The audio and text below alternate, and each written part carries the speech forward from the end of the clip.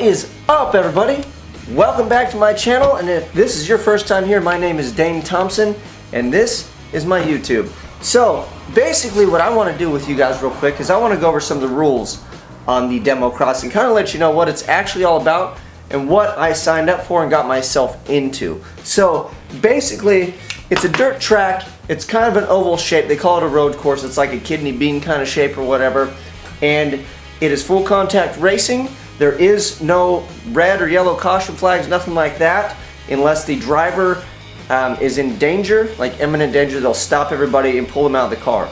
If you're not, if you're kind of facing the crowd or you're not in a position where you're going to get hit pretty much in the driver's door where imminent death is going to happen, they don't stop the race. So if you break down, first lap in, sitting sideways at the top end of the straightaway, you get to sit your happy ass in your car the whole race and just pray that somebody doesn't just cream you. So this is the second annual. It's only the second time they've done these, little 4-cylinder class. So they're all pretty much the same size. Hopefully it's a little slower, a little safer than the big boys get down, because it's a lot. The Democross guys, my hat is off to you guys because you guys are animals. Anyway, my wife is really the one that signed up. I'm just bandwagoning because I honestly don't want to sit in the stands and watch her get bumped into and run over and the whole nine, because I really don't need that anxiety. I don't need any more gray hair. You know, I'm not that old. I don't need to go gray yet. So I figured, you know what?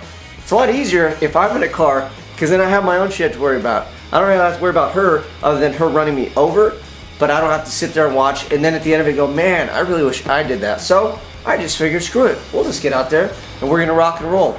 But with that being said, there are some basic rules, and I figured I'd let you guys know what you have to do in order to get on the track. You take all the glass out, all the plastic out, you have to plate, at a minimum, you plate the gas tank, you weld the doors shut, and then you have to wear a helmet. And that's it. You can sit in the seat that comes in the car, put the lap belt on or whatever is in there, and cowboy up and have at it. Well, we're going to go a bit further with safety.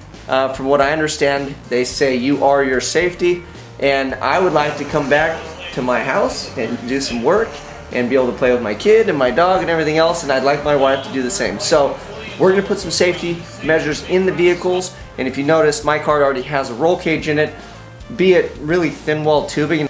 I don't know how much safer it is than not having one, but I guess anything's better than nothing is what they say, right? So what I'm doing right now, before I get actually started and running this whole debacle this weekend, is I'm gonna make a plan, because the A-Team had a plan, MacGyver had a plan.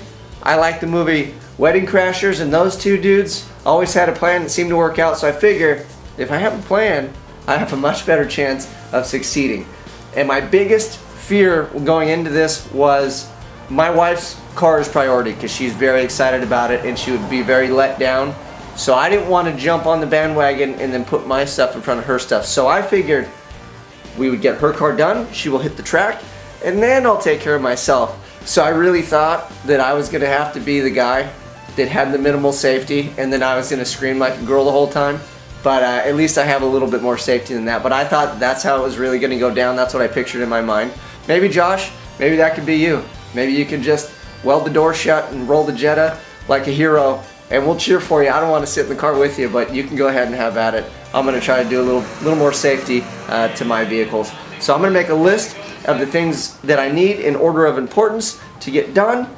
And lastly, namely, is decoration. I do have a theme picked out. I'm not going to share it with you because I don't want to disappoint people if I can't pull it off, because I did aim high, but I am going to need some time. So I got to get these things knocked out as fast as I can and make them drivable and safe, and then get on to obviously the least amount, which is cosmetic. But in reality, when you go there, you got to put on a show. It's got to be a spectacle. I can't just, I mean, I could bring another, you know, primered car where we spray rattle can like your mom's name here, whatever, we can do all that. But I want to just kick it up a notch. So that way, if any of you guys show up and you go out there from a million miles away, you're going to go, I know whose car that is, and I know whose car that is. And I want the kids to have a good time, namely my son, because he's 3, and I have a good theme in mind if I can pull it off. But we'll keep that under the hat until I actually do it. So that way I don't look like a complete loser when I really can't make it and we barely get these piles to the track and they have like 3 wheels and barely run. So I'm going to make a list of things to do. That's pretty much it. They do figure eight racing, Democross, and the 4 cylinders. It is all contact racing. It's a cheap, good time. And I guarantee you, everybody watching this, I guarantee if you go out there, at some point, you're going to say, what the hell did I just watch? And you're going to have a smile the whole time. Because it's just one of those things where you got to really see it to believe it. It seems really dumb. You might be able to watch it on TV or YouTube and go, but when you're there and you see all the cars, all the mayhem, all the bumping in the cars. I guess some dude rolled one last week or last time they had it. The smoke and the noise. I mean, it really is a sensory overload of pure bliss, especially if you're like me and you grew up out in the high desert in a trailer. I mean, this just calls to me. I should have just been doing this forever. Screw the drag racing. Screw making power with motors and fancy paint jobs and low riding.